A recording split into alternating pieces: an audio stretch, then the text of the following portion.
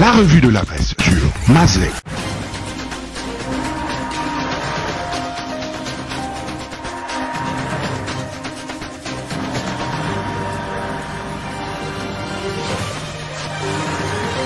Le Grand Libreville, le blocus. Une du quotidien L'Union du 13 février 2021 qui fait allusion au retour au reconfinement du Grand Libreville à compter de ce lundi 15 février.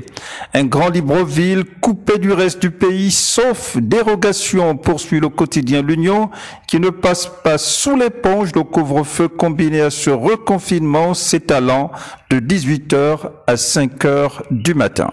Bataille de succession à la tête de l'Union nationale.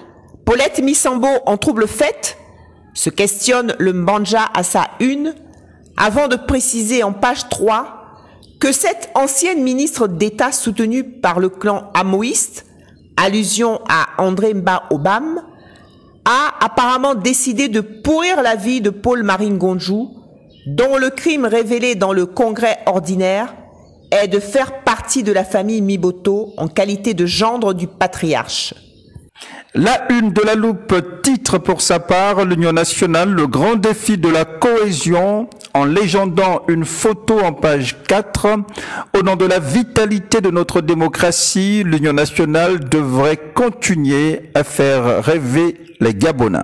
Union nationale, comme un conflit intergénérationnel, piste auscultée par le quotidien L'Union du 13 février 2021 en page 4. Non sans revenir sur la succession de Zachary Miboto à la présidence de cette formation politique de l'opposition gabonaise, au cœur d'une pomme de discorde. Tournée du président du RPM dans la province du Wellington, Alexandre Barreau-Chambrier en mobilisateur, titre Lombandja en page 5, en se félicitant que le président du Rassemblement pour la Patrie et la Modernité RPM ait réussi à toutes les étapes à mobiliser l'arrière-pays dans le Grand Nord et planter un message d'espoir et de renouveau national dans la perspective des échéances à venir. Alexandre Barreau-Chambrier, ABC, pénètre le Wellington, enfonce Écho du Nord à sa une.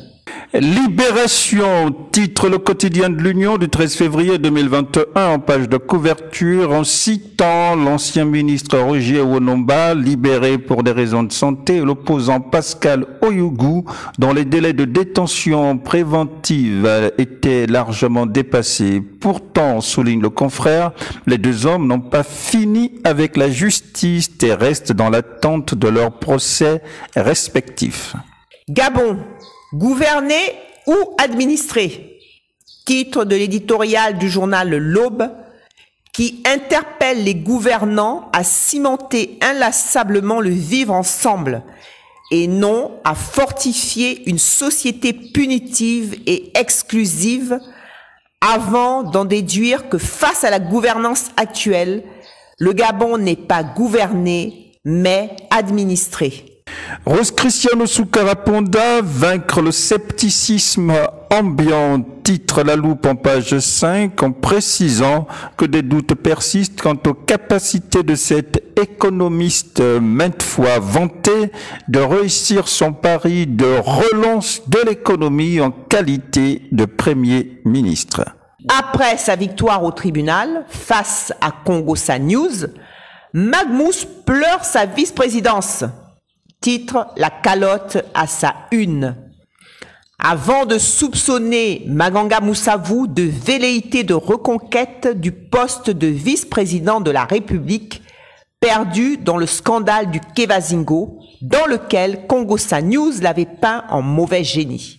Kevazingo Guette, Maganga Moussavou s'en prend à Julien Kogebekale, titre le Douk en page 3, avant de revenir sur un brin de colère de Maganga Moussavou, je cite, le Premier ministre Julien Kogebekale a foulé aux pieds la présomption d'innocence de ses ministres et la solidarité gouvernementale. Fin de citation. Où est passé Moukani Iwangu? En revenant sur l'espérance d'une alternance au sommet de l'État, qu'incarnait le président d'Union et Solidarité avant son passage au gouvernement d'Ali Bongo, qu'il a effacé de la scène politique, souligne la Loupe en page 2, au point de désormais le rendre invisible même à lui-même, martèle l'hebdomadaire La Loupe.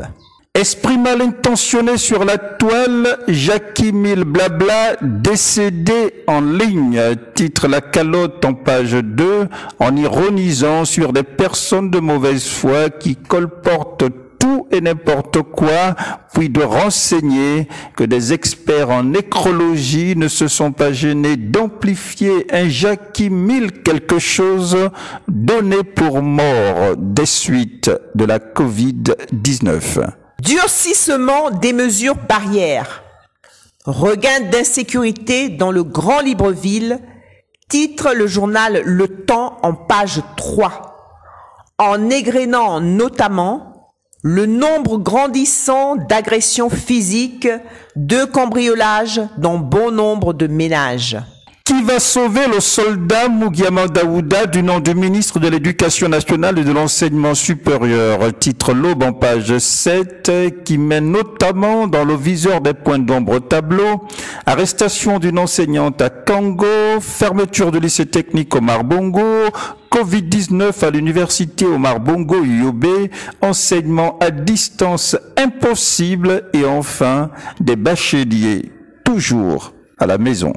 Éducation, halte au saupoudrage, titre de l'éditorial du journal Le Temps, qui met un point d'honneur sur les images de plusieurs élèves d'un lycée de Moulengi-Mbinza dans la province de la Nyanga, barricadant la voie publique pour réclamer un enseignant de mathématiques. Transaction immobilière, quand Maître Ndao déshonore ses engagements, titre le Douk en page 6, en mettant en lumière la somme de 22 500 000 francs CFA, équivalent au droit proportionnel à hauteur de 10% de la vente d'un immeuble, qui sont réclamés à l'ex-bâtonnier, ex-membre de la Cour constitutionnelle et ex-maire de Port-Gentil, par Olivier Ondeno, Rodrigue Wagabi et Lionel Bibangoy.